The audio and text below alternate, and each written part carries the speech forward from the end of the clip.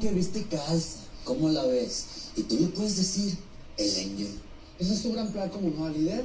¿Traernos aquí a este cabrón? Espérate, más respeto, porque este cabrón le acaba de salvar la vida a la Rubí. Pues a mí Rubí me vale madre, güey. Ay, tú le vales madre a todo el mundo, ¿cómo la No, la ves? neta sí, yo estoy con la Kim Pro 2, tú le vales madre a todo el mundo, la neta lo que se deja la quieren, ¡Ya! Yo solo quiero un jefe que me pague.